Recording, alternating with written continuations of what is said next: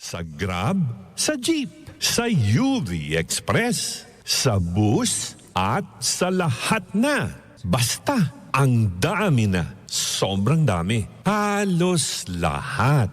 Sa Facebook, ang daming live viewers. Sa YouTube, ganun din. Hay, di pa kami number 1 yan, ha? Di pa ba? Baka naman, malapit na. Malapit na. Di naman sa pagmamayabang. Ultrasonic Broadcasting System Incorporated.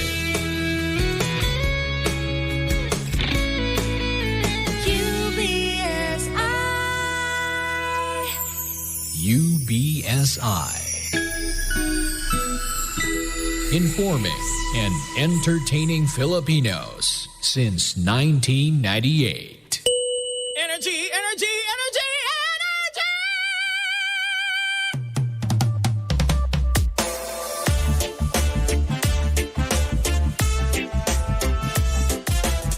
Same, pero iba.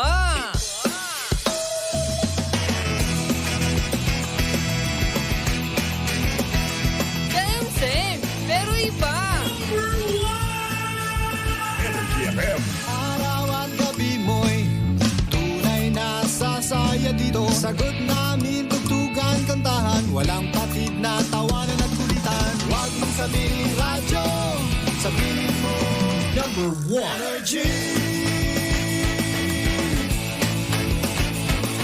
Ito ang number 1, 06.7 Energy FM. Sa bahay, opisina, kotse, taxi at jeep. What? Tricycle, FX, bus na masigip. O kaya? Palengke, internet, plaza, karinderya. Energy FM, nagbibigay saya. Huwag mong sabihin radyo, sabihin mo number 1 energy. Pangga, energy kaibigan mo. Pangga, energy ang numero 1. Agad pumalo na at isigaw mo. Same, pero iba. Huwag mong sabihin radyo, sabihin mo energy. Ang nag-iisang girlfriend mo sa radyo, DJ Lindsay. Ang pinakamakulit na girlfriend mo sa balat ng radyo. Isang magandang morning sa inyong lahat. Ako pa rin po nag-iisang girlfriend mo sa radio. My name is Lindsay. Makulit, pero may puso. Handang makinig sa mga kwento mo. Alam mo, feeling ko kailangan mo na siyang iwan kasi it doesn't make sense. Ang kwento sa lihim ng liham. Mahal kong Lindsay. Magandang araw po sa ating lahat. Ako po si Camille. Gusto ko lamang pong ihinga sa lahat po ng mga pangga natin ang pinagdaraan ko ngayon. Totoo po yung sinasabi nila, no? Na kapag independent woman ka, wala man lang nagtatanong kung ayos ka lang ba. Wala man lang nangangamusta sa'yo. At yung tao na akala mo, hinding-hindi ka pababayaan. Minsan, sila pa tong unang bibitaw sa'yo.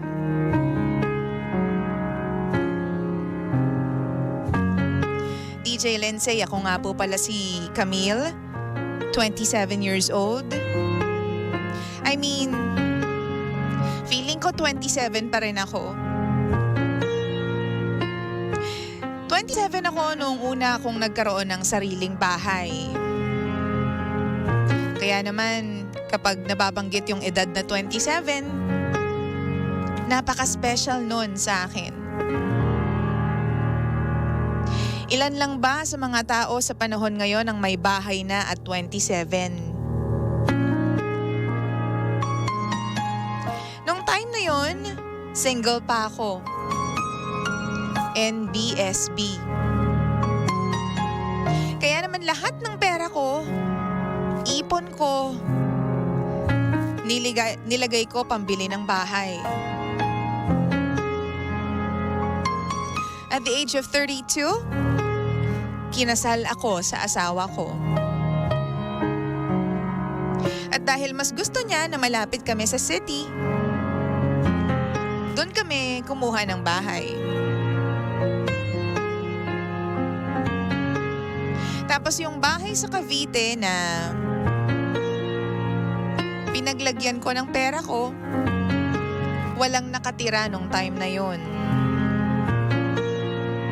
Kaya naman, ang sabi ng asawa ko, paupahan ko na lang daw. Mga nasa 1 taon din na pinaayos ko yung bahay at pinarentahan ko. 6 months after, DJ Lindsay, awa ng Diyos, nakahanap na kami ng magrerenta doon sa bahay ko. Babae. Solo lang siya. Walang pamilya. Walang kasama na makikitira. Sabi ko sa sarili ko, okay na yun. At least, hindi agad maluluma yung bahay. Pero napansin ko, simula nung nagkaroon ako ng tenant sa bahay ko na yun, itong asawa ko, palagi na lang late na umuuwi. Nasa Makati kami. Ang work niya nasa Manila. Pero yung uwi niya na dating 8 p.m., naging madaling araw na. Ang sabi niya sa akin, madalas daw siyang mag-OT. Pero 5 months after, nalaman ko na yung babae na nagrerenta doon sa bahay ko ay kabit pala ng asawa ko.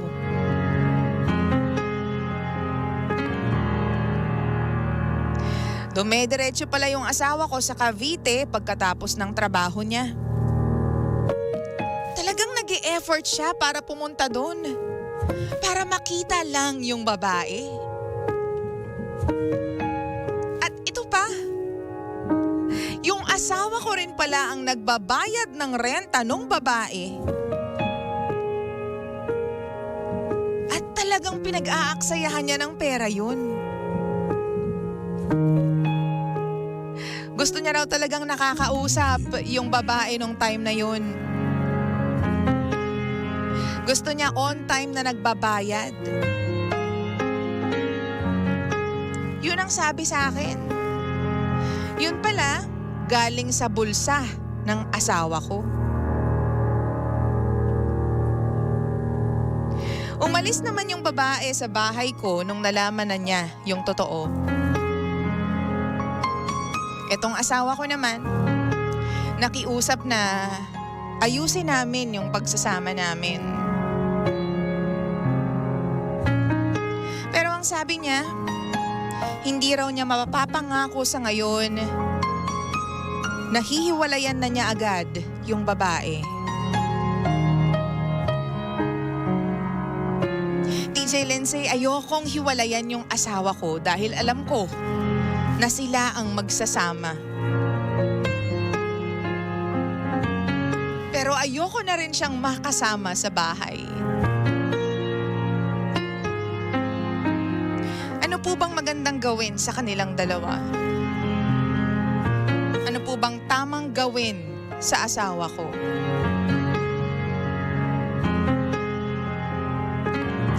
Nakakasawa po ang ganitong setup, DJ Lindsay.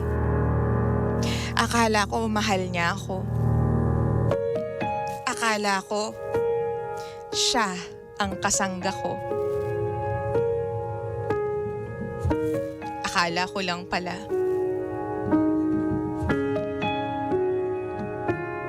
Sana po mabigyan niyo po ako ng advice. Hihintayin ko po ang comments ninyo. Muli, ako si Camille.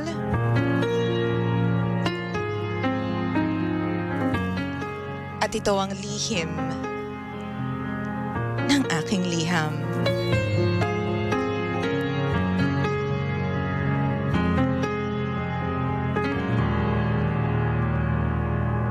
Lihim ng liham.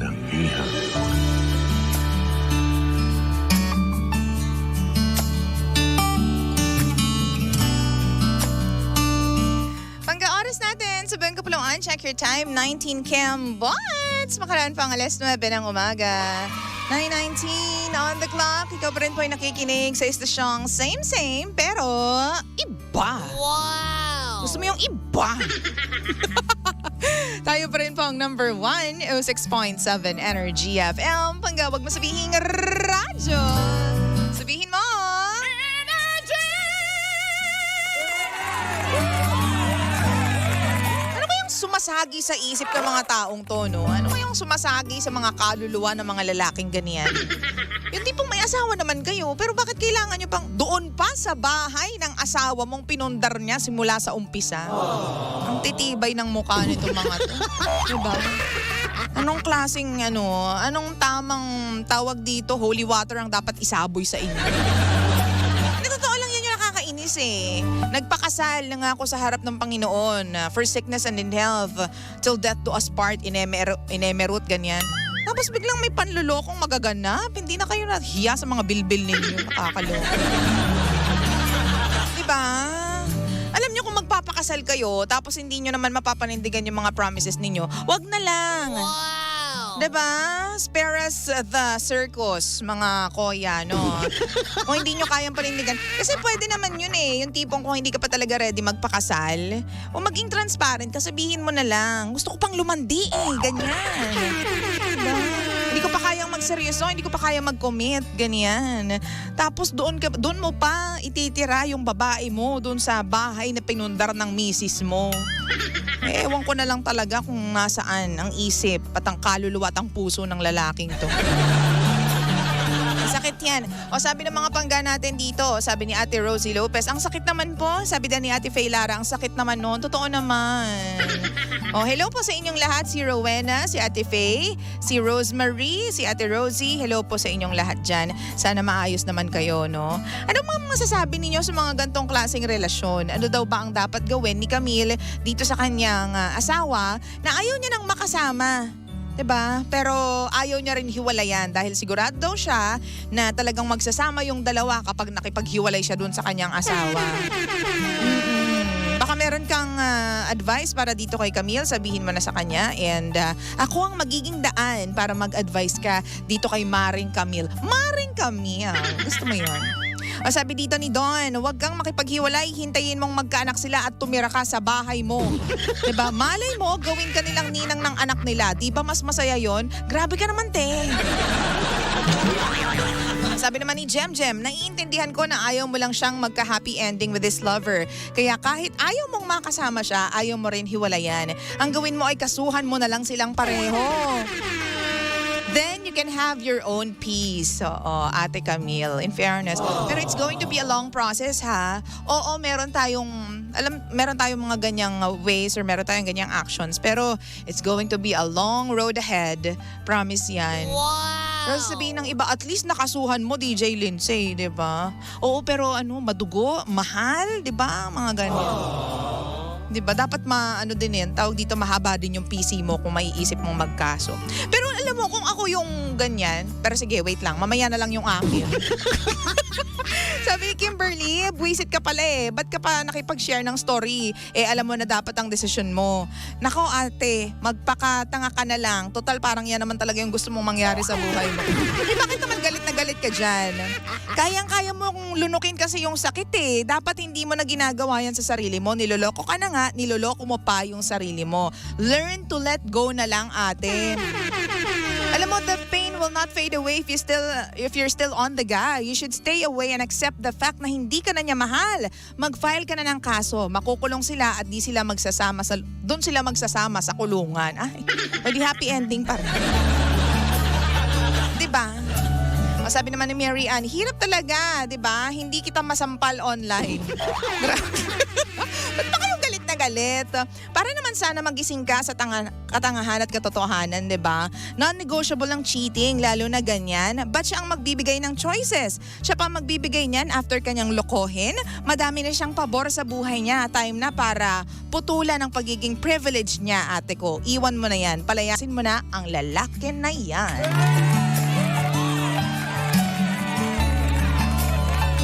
O, sabi pa dito ni Beanie, another martyr na naman po tayo. Ang dami nyo ng pagpipilian sa next na pera. O, di ba? Dapat, alam mong may pera ka, malakas ang loob mo dahil kaya mo naman. O, sabi naman dito nung Korean character yung pangalan, syempre hindi ko mabasa. Hiwalayan mo na yan kasi hindi agad hiwalayan ng babaeng... hindi talaga madaling hiwalayan ng babaeng makatirin. Ibig sabihin, mas mahal na yun kaysa sa'yo. If mas mahal ka, hihiwalayan niya agad yun. Ibig sabihin, hindi ka niya talaga mahal. Kaya dapat hiwalayan mo pa. O muna agad habang nandyan pa si Koya. Para hindi ikaw ang masaktan sa huli dahil alam mo namang hindi ka pipiliin. Ay... Ibig sabihin siguro nito si Korean character, hanggat pwede mo pa siyang hiwalayan mo na. Hanggat hindi pa siya ang nakikipaghiwalay sa'yo. Oo nga no, mas masakit yun at saka mas nakakababa ng premium yun ha. Premium. Yung ikaw yung iniwan, aminin nyo yan, di ba? Mas masakit sa kalooban at saka sa kasukasuan. Kapag ikaw yung iniwan, parang hindi ka tanggap ng, ang ganda ko, di ba? Ang yaman ko, di ba? Pero iiwan mo ako? Nasa nang doon hostisya. Pero alam mo para sa akin, kapag ganyan nakatoxic, lalo na wala naman kayong anak, 'di ba? Actually, yun yung thing doon, wala naman kayong anak. Ang pinanghahawakan nyo lang talaga is kasal kayo. Alam mo para sa akin, hindi mo naman pwedeng dalhin yan at hindi mo naman siya pwedeng ipaglaban until the end of the world kung hindi niya gustong ipaglaban mo siya. Gets mo yun? Wow! Yan yung rason kung bakit yung ibang tao ayaw na magpakasal eh. Kasi parang nakikialam lang daw yung gobyerno sa relasyon ng mga taong nagmamahalan. Kakaroon lang ng papel, ganyan. Pero ang katotohanan is, dapat daw may freedom ang mga tao, di ba? To explore yung kanilang totoong nararamdaman and to be with other people na talagang mahal nila. Should that time comes na magkaroon nga ng ibang minamahal. Pero alam mo kung ako sa'yo, alam mo naman hindi na into you yung asawa mo, tapos parang mapipilitan na lang siya kung sakaling makipagbalikan siya sa'yo. Hamo na. I-let go mo na lang siya, ate ko, Camille. Wow! Diba? O sabi ni Jeff, may mga libreng attorney naman dyan, subukan mong itry. Diba? Sabi ni RJ, independent woman ka naman, sabi mo, hiwalayan mo na yan. Sabi naman ni Billy Ray, okay lang yan te, at least may tenant ka. At least hindi sila papalya ng pagbabayad. Makakainis naman yun. Sabi naman ni Alicia Guevara, kaya dapat huwag kang maniwala sa akala. Ang akala minsan ay nakakamatay. Hay nako, napakawalang yan ng asawa mo talaga. Ay, totoo ka dyan. Totoo ka dyan, Ate Alicia. Sabi naman ni Rosie, wait mo lang magkakaanak sila tapos kasuhan mo para makalaboso silang dalawa. Wow!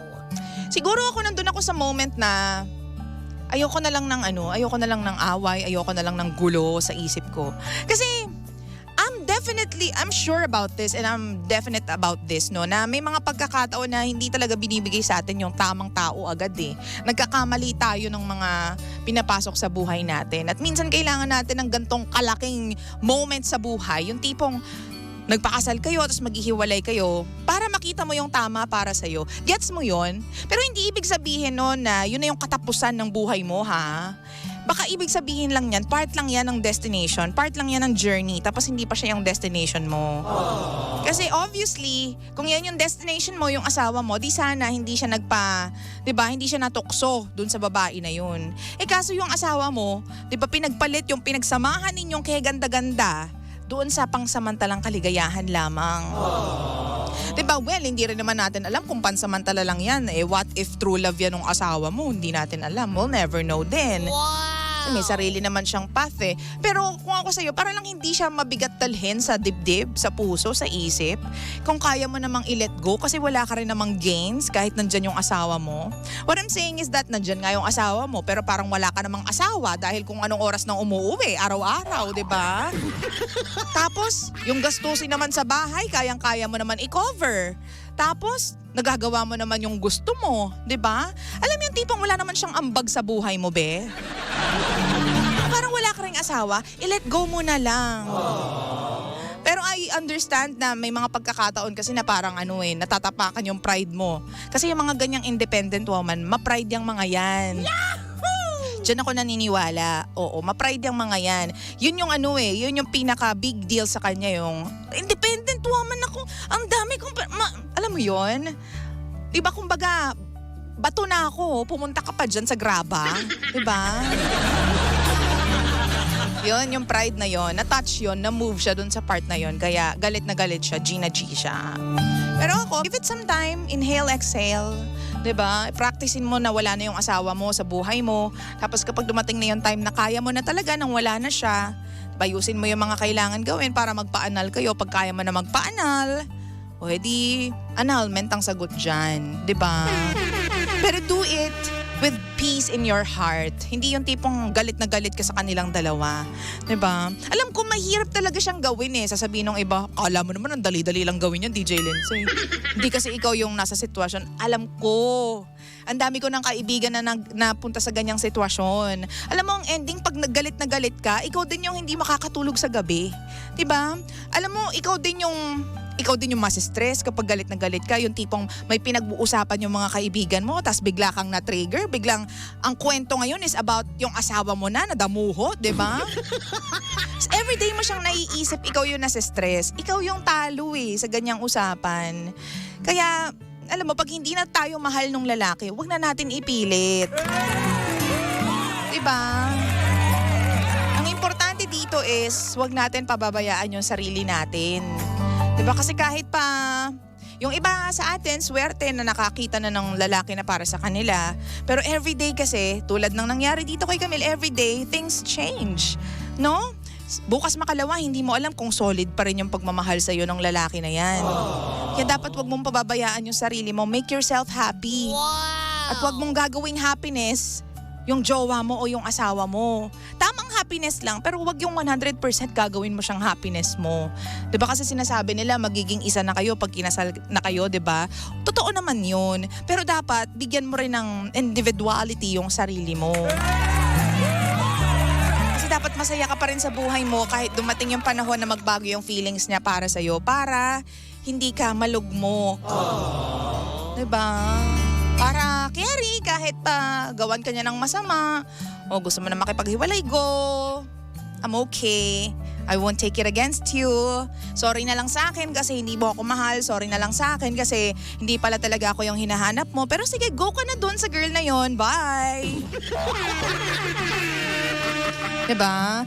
Sabi pa dito, RJ Kim, mind over matter tayo minsan. Sabi naman ni Shella Asubor, mas masakit yan pag lagi mo nang naaalala yung mga alaala o yung memories mo. Diba? Yung sakit, hindi na pagmamahal talaga.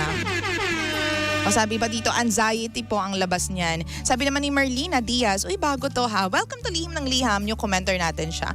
Ang sabi dito, okay lang yan, hiwalayan mo na dahil mahirap ang umasa at lokohin ng paulit-ulit. Kasi tiyak na hindi ka na nun mahal, humanap ka na at ikaw ay makakatagpo din. God bless, mag-pray ka lang po.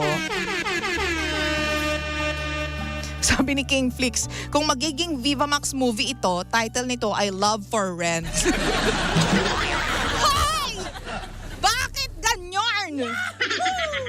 Ay nako, sabi pa dito ni Chard, ang taba ng utak mo ha, nasaan yun? Si King Flix, oo. Sabi ni Chard, pakulong mo te, para pareha silang makulong. Ito pa yung comment kanina. Sabi ni Arch, for your own peace of mind, you should just, set him free. Why hold on to someone who will just continually bring you pain? As a sacred religious, ano daw to, Arch? Ang lalim na naman ang mga sinasabi mo dyan ha. Pagpagod ka, malalim yung mga sinasabi mo. This is the reason why divorce should be legal in Pinas. Ay. Ano ba yung sabi ni Janice de Belen? Let's criminalize infidelity. Wow! May point yun. Bakit nga? Diba? O ba't hindi? O. Nako, mahabang discussion na naman yan. Anyways, 9:33 na po ng umaga. Yun lang ang para sa akin, Camille. Kung hindi na gusto nung lalaki at hindi mo na siya gusto, let go mo na siya. Diba? Pero una mong i-let go yung sarili mo of all the pain. I-accept mo na nasa ganyan kang sitwasyon, na ganyan yung naging pagtrato sa'yo ng asawa mo. Accept. And then try to live with it.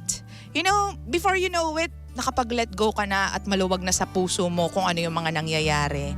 'Di ba? Before you know it, kaya mo nang mag-let go. 'Di ba?